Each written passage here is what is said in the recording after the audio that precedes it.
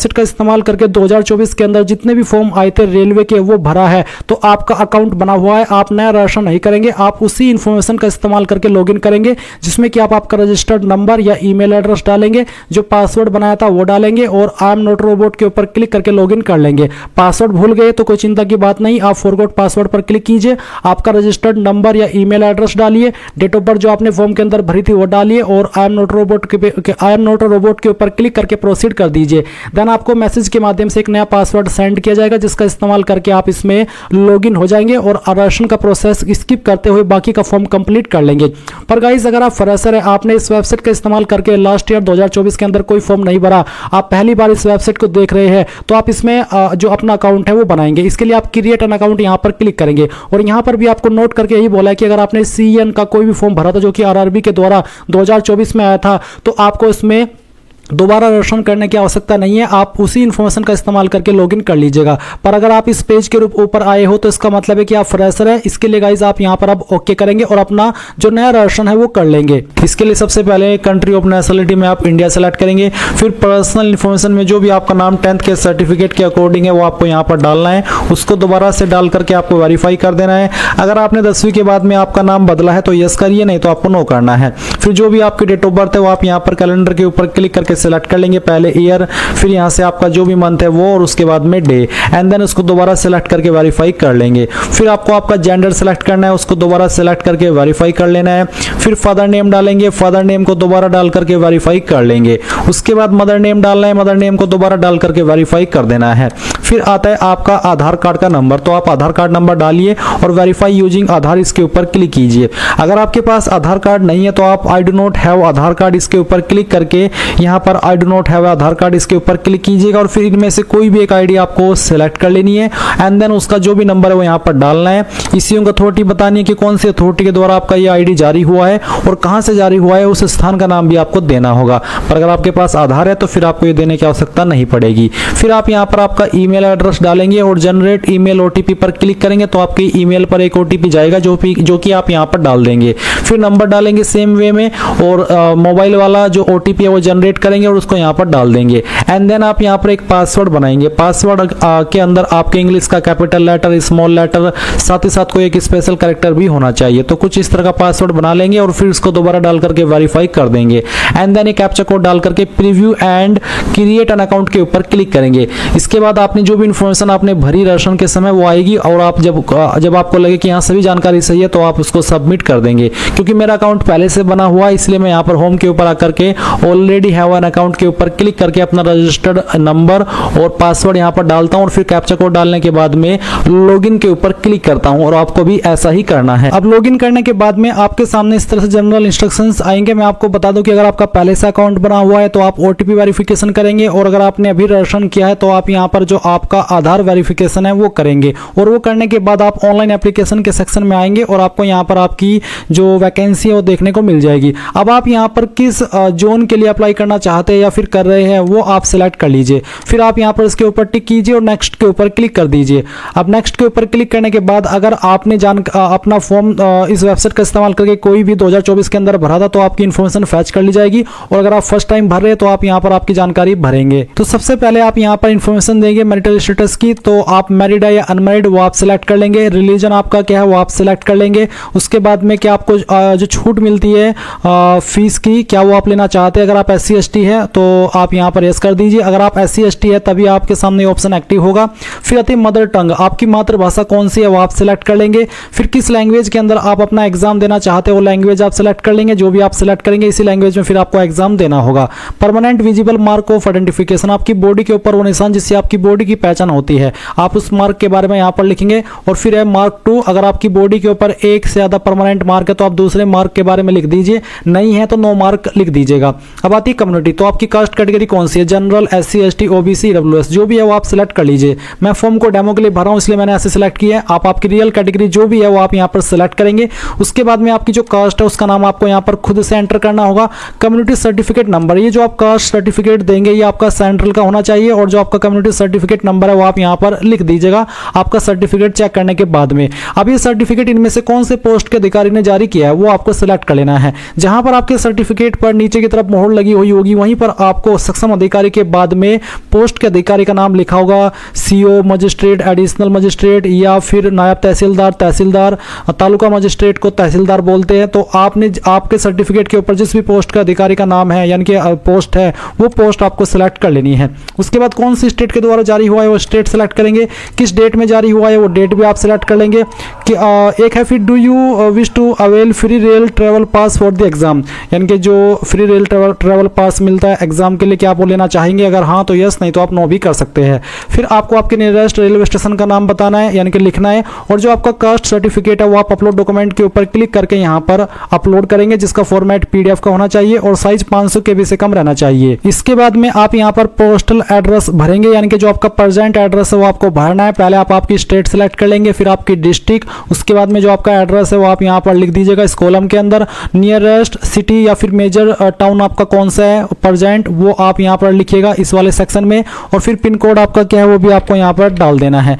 ये डालने के बाद में आप देखेंगे परमानेंट एड्रेस और नीचे tick if permanent address is same as present address, यानी कि अगर आपका प्रेजेंट और परमानेंट एड्रेस एक ही है, अलग अलग नहीं है, तो आप इसको बॉक्स के ऊपर टिक कर देंगे। अगर अलग अलग है तो अनटिक कर रहने दे और अलग से अपना परमानेंट एड्रेस भर दे। उसके बाद सेव के ऊपर क्लिक करेंगे और फिर नेक्स्ट कर देंगे। अब गाइज आपके सामने यहाँ पर अदर डिटेल का सेक्शन आएगा जहां पर आपसे पूछेगी क्या आप एक्स सर्विसमैन है, अगर हाँ तो यस, नहीं तो आप नो करेंगे। क्या आप विकलांग है, अगर हाँ तो यस, नहीं तो यहाँ पर आपको नो करना है। क्या आप इकोनॉमिकली बैकवर्ड क्लास से आते हैं, अगर हाँ तो यस, नहीं तो आप नो करेंगे। क्या आप रेलवे के सर्विंग एप्लीकेंट है, अगर हाँ तो यस करेंगे, नहीं तो आपको नो करना है। उसके बाद में करंट डिप्लॉयमेंट डिटेल्स में बताना है कि name of the current department organisation, तो सेंट्रल गवर्नमेंट में आपका काम कर रहे हैं करंटली, स्टेट गवर्नमेंट में या फिर पब्लिक सेक्टर अंडरटेकिंग में। अगर आप नहीं कर रहे अभी कहीं पर काम, अनएम्प्लॉयड है, तो आप यहाँ पर नॉट एप्लीकेबल क्लिक कर दीजिएगा। उसके बाद में आप बैंक डिटेल भरेंगे जो कि आपको फीस रिफंड होती है उसके लिए। तो यहाँ पर है refund of fee account holder, यानी कि आप किस नाम पर बैंक अकाउंट है उसका नाम आपको लिखना है। फिर आपका जो बैंक अकाउंट नंबर है वो यहाँ पर डाल देना है। उसके बाद आप यहाँ पर जो आपका एफएससी कोड है वो भरिएगा, आपको अब आपकी पासबुक के ऊपर मिल जाएगा, या फिर आप गूगल के अंदर आपके बैंक का नाम लिख करके ब्रांच का नाम लिख दीजिएगा और उसके बाद में लिखिएगा एफएससी कोड। तो ऑनलाइन वे में भी आप अपना एफएससी कोड प्राप्त कर सकते हैं। जैसे ही आप एफएससी कोड डाल करके कंफर्म करेंगे तो आपकी जो बैंक का एड्रेस है वो ऑटोमेटिकली फैच कर ले जाएगा। अब इस जानकारी को आप सेव एंड देन फिर नेक्स्ट कर दीजिएगा। अब आपके सामने यहाँ पर क्वालिफिकेशन की जानकारी आएगी। सबसे पहले आप 10th की इन्फॉर्मेशन भरेंगे, तो 10th की इन्फॉर्मेशन किस तरह से भरेंगे देख लीजिए। आप आपकी स्टेट बताएंगे कि कहाँ से आपने आपकी 10वीं की है, फिर आपकी डिस्ट्रिक्ट बताएंगे, आपके बोर्ड का नाम यहाँ पर लिख देंगे, और फिर डेट ऑफ पासिंग, कब आपने 10वीं पास कर ली थी वो डेट आप सिलेक्ट करेंगे। रोल नंबर क्या था 10वीं का वो आप यहाँ पर डाल देंगे। उसके बाद SSLC matriculation 10th class certificate serial number, यानी कि जो आपका 10th का सर्टिफिकेट है उसका जो सीरियल नंबर है वो भरेंगे। अगर सीरियल नंबर ना हो, सर्टिफिकेट नंबर हो, तो आप यहाँ पर वो भी डाल सकते हैं। उसके बाद आप इस जानकारी को सेव कर देंगे। अब इसके बाद गाइज आप देखेंगे क्वालिफिकेशन का सेक्शन, तो इसमें यहाँ पर बहुत सारी क्वालिफिकेशन दी गई है क्योंकि अलग अलग पोस्ट पर अलग अलग क्वालिफिकेशन मांगी है। तो आप जिस भी पोस्ट पर अप्लाई कर रहे हैं आपने उसकी क्वालिफिकेशन तो चेक कर ही ली होगी कि हाँ उस पर अप्लाई करने के लिए क्या क्वालिफिकेशन चाहिए, फिर वही क्वालिफिकेशन आपको यहाँ पर सेलेक्ट कर लेनी है। सभी को भरने का तरीका सेम सा ही रहेगा। जैसे कि मैंने यहाँ पर बैचलर डिग्री सेलेक्ट की तो मेरे सामने यहाँ पर पूछा है डिसिप्लिन या फिर सब्जेक्ट, फिर स्टेट, फिर डिस्ट्रिक्ट, फिर कॉलेज यूनिवर्सिटी का नाम, डेट ऑफ पासिंग, परसेंटेज। साथ ही साथ यहाँ पर है please choose one many your medium of proficiency competency in teaching, तो टीचिंग की प्रोफिशिएंसी या फिर कॉम्पिटेंसी किस लैंग्वेज में है वो आपको बतानी होगी। उसके बाद में do you have knowledge of computer application, यानी कि कंप्यूटर का भी क्या आपको ज्ञान है, अगर हाँ तो यस, नहीं तो आप नो करेंगे। अब मान लीजिए कोई कैंडिडेट किसी अन्य पोस्ट पर अप्लाई करे तो उसमें मैं यहाँ पर एक और क्वालिफिकेशन अन्य सेलेक्ट करके दिखाता हूँ। जैसे कि मैं बीएड और इक्विवेलेंट डिग्री सेलेक्ट करता हूँ तो भी आपके सामने सेम ही ऑप्शन रहेंगे। इसमें अगर डिग्री जो डिसिप्लिन सब्जेक्ट अगर वो एप्लीकेबल हो रहा है तो वो आप सेलेक्ट कर लीजिएगा। अगर मैं बीएड की जगह पर 2 ईयर डिप्लोमा सेलेक्ट करता हूँ तो डिसिप्लिन में जो ऑप्शन आएगा वो आप सेलेक्ट कर लीजिएगा। अगर मैं डिप्लोमा इन लेबर सेलेक्ट करता हूँ तो यहाँ पर जो ऑप्शन आएगा वो सेलेक्ट कर लीजिएगा। बाकी के ऑप्शन सेम ही रहेंगे जैसे कि मैंने अभी आपको बैचलर डिग्री में फिल करके दिखाया है। उसके बाद जैसे ही आप यहाँ पर कोई भी जानकारी दे रहे हैं अपनी क्वालिफिकेशन की, वो देने के बाद में ऐड के ऊपर क्लिक करेंगे तो ये इन्फॉर्मेशन आपकी यहाँ पर मैट्रिकुलेशन के सेक्शन के नीचे ऐड हो जाएगी। इसके बाद फिर नीचे की तरफ आएंगे और वर्क एक्सपीरियंस डिटेल देखेंगे। अगर आप ऐसी पोस्ट पर अप्लाई कर रहे हैं जिस पर एक्सपीरियंस मांगा तो आप यहाँ पर बताएंगे कि आपके पास कौन सा एक्सपीरियंस है वो सिलेक्ट करिएगा और उस नेचर ऑफ एक्सपीरियंस आपको सेलेक्ट करना होगा।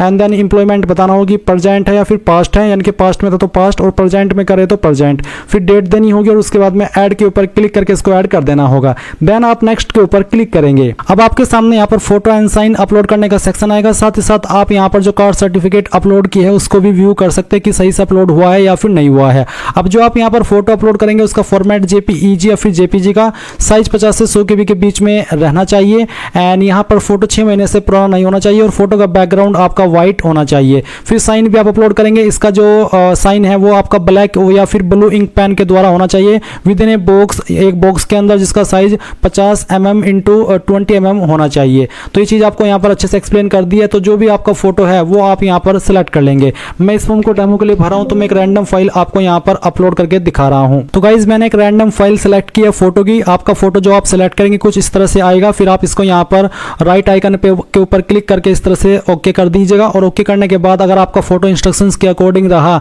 तो यहाँ पर इस तरह से अपलोड हो जाएगा। फिर जो आपकी साइन की फाइल है वो भी आप यहाँ पर सिलेक्ट कर लेंगे। जहाँ पर भी साइन है सिलेक्ट कीजिए, ओपन कीजिए, आपका साइन यहाँ पर आ जाएगा। अगर साइज दिए गए इंस्ट्रक्शंस के अकॉर्डिंग होगा सिग्नेचर बेसिकली, तो आपको यहाँ पर कोई इशू देखने को नहीं मिलेगा। तो यहाँ पर गाइज जैसे ही आपका साइन आ जाए तो आप यहाँ पर सेव करेंगे और सेव करने के बाद में आपका फोटो साइन सेव होगा। उसके बाद आप नेक्स्ट कर देंगे।